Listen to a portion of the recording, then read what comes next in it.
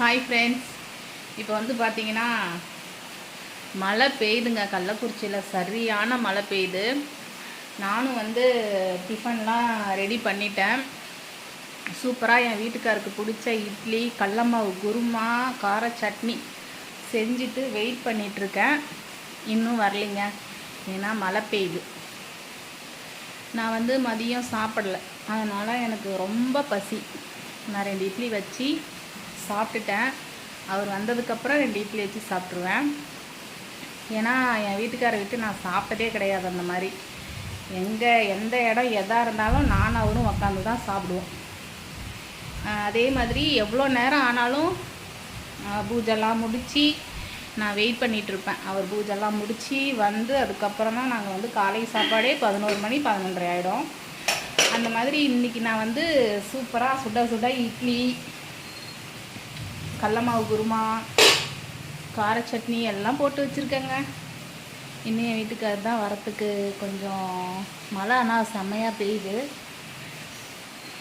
காட்டுறேன் பாருங்கள். இட்லி வந்து வெந்துட்டுருக்கு.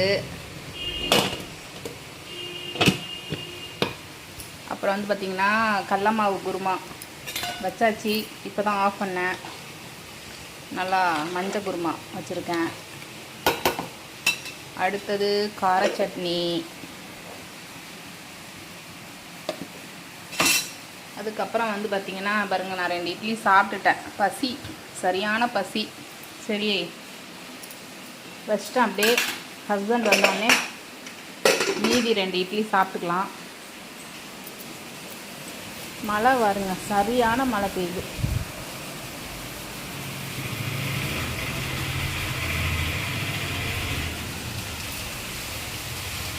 சரியான மழை பெஞ்சிட்ருக்கு.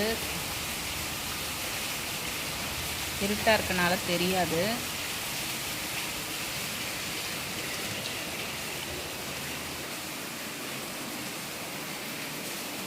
இதில் ஒரு இது என்னென்னா, வீட்டுக்காரர் தான் வந்து பிள்ளைங்களை வந்து கூப்பிட்டு வருவார்.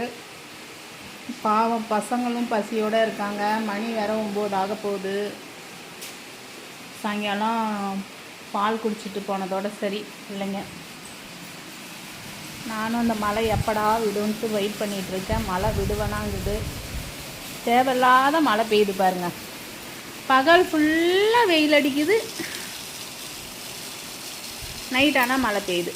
உங்கள் ஊர்லலாம் எப்படி இருக்குதுன்னு சொல்லி சொல்லுங்கள். இந்த வீடியோ உங்களுக்கு ரொம்ப பிடிச்சிருந்தா சப்போர்ட் பண்ணுங்கள், சப்ஸ்கிரைப் பண்ணுங்கள். நன்றி, வணக்கம்.